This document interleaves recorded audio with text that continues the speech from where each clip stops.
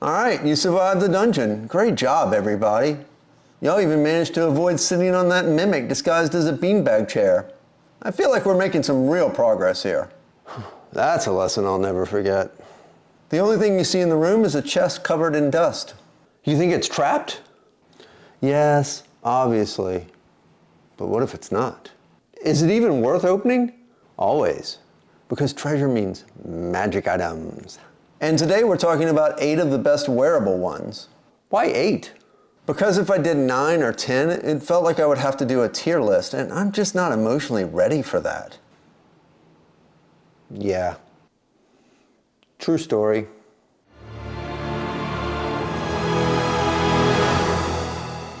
Today we're talking about some of the best wearable magic items in the game, in my opinion. 8 of the best, in fact. Why 8? Just seems like a nice number. Why? You got a problem with 8?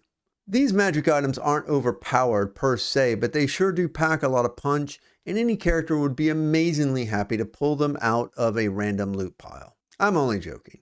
These items shouldn't be just some random loot. Instead, place these items with purpose, because they really are that good. Constitution is a great stat for any character, but a lot of times we unfortunately can't give it a high number because of class choices.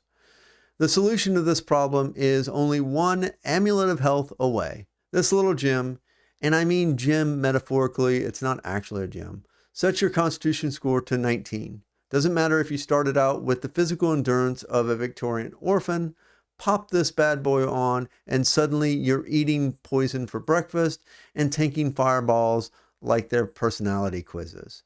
It's the kind of glow up that would make any wizard start lifting weights. Magically. Next, we've got the Ring of Protection, aka Please Stop Hitting Me ring. +1 to your AC and all of your saving throws. And you might think to yourself, that seems a little weak, +1, but it's actually quite a buff considering how often this will actually save your bacon. It's the subtle kind of power that stacks beautifully with everything else, making you just a little bit harder to kill. Slap one of these on and suddenly you're that character the DM stares at for a full minute before sighing and going, fine.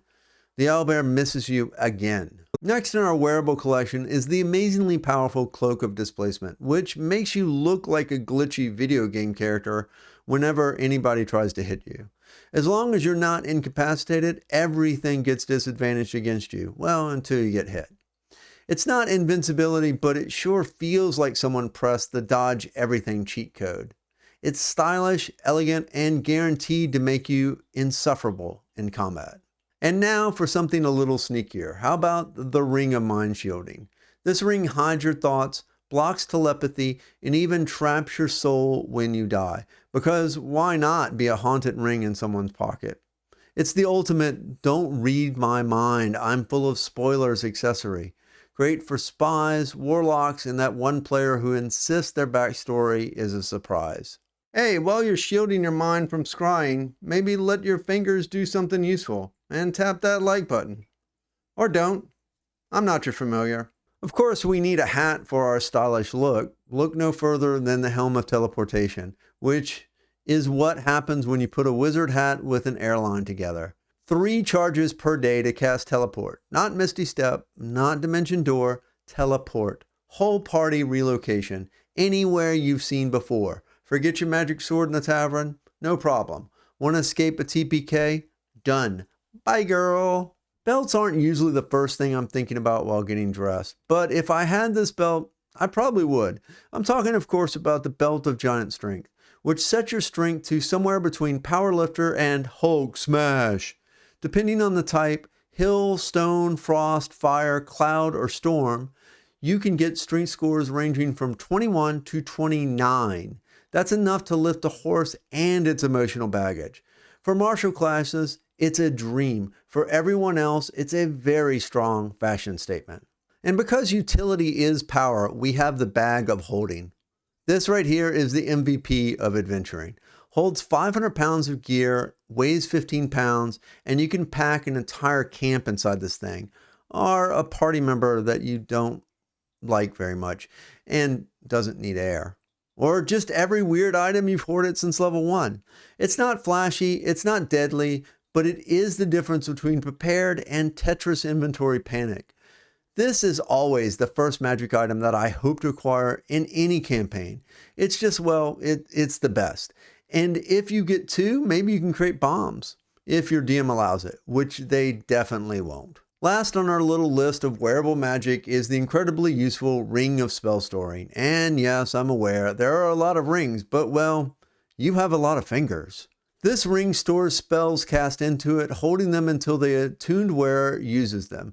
And it can store up to 5 levels of spells at any one time. So that means up to a 5th level spell can be stored, or 5 magic missiles. Really, the combinations are endless. And want to know what really is the chef kiss for this ring? Anyone can use it. Yep, anyone. You don't have to be a magic using character at all. Want your fighter to just have haste stored that they can cast on themselves anytime they want? Yep, done. So there you have it. 8 of the best wearable magic items, in my opinion, that are powerful and exciting. They're flavorful, functional, and most importantly, they make your players feel awesome, and they don't keep your DM awake at night. Got a favorite item I missed? Drop it in the comments. I want to know what shiny trinket or chaotic relic made your party legendary.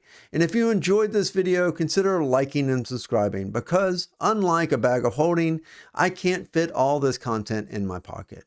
See you next time, and remember, just because an item isn't overpowered doesn't mean it can't be ridiculously fun.